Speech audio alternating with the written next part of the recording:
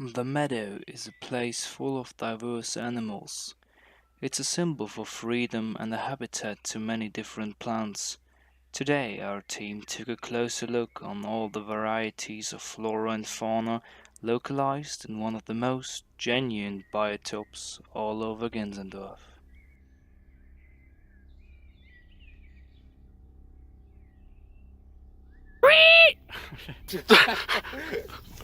Nein, nein, fuck.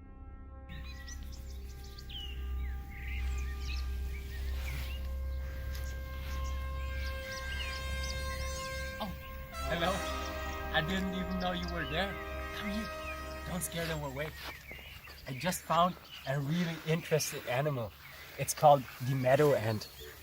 Meadow ants are a really important part of the ecosystem meadow because they aerate the soil. That means that they build little tunnels so that oxygen and water, can pass through to the roots of the grass and it can grow.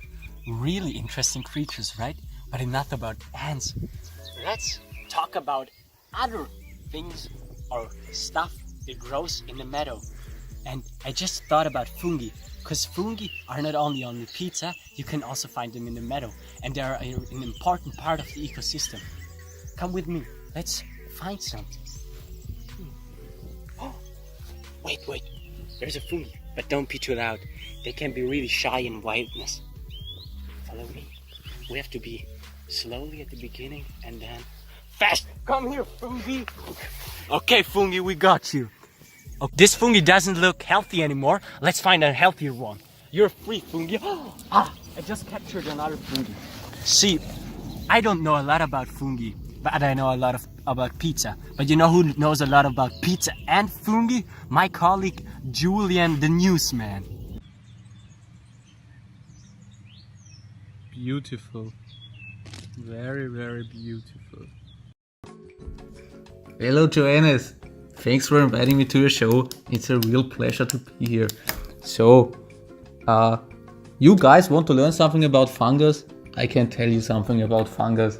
So, fungus is a member of the group of eukaryotic organisms, and other members are microorganisms such as yeasts and molds, but also the more familiar mushrooms. And all of these are classified as a kingdom, the kingdom called fungi. As you should know, there are other kingdoms, the animals and the plants. The most important characteristic of a fungus is that it has chitin in their cell wall. This makes it different from the kingdom of plants.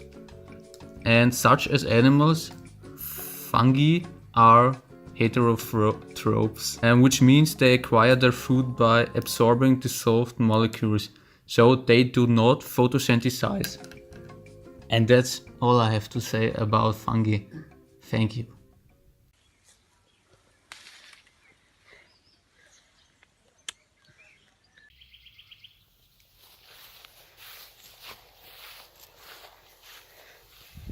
Hello, what's up, Meadow Squad? Well. Who we've got here? My ancient enemy, the stinging nettle. Well, see, I hate the stinging nettle because when I was 3 years old, I rode my bicycle down the street, and you know what? I didn't know how the brake works, so I didn't use it.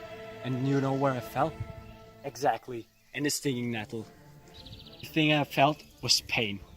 Well, see, I felt pain because the stinging nettle uses its nettles as a defensive mechanism to protect itself from other insects and humans like me. But there is one insect which isn't affected by its nettles.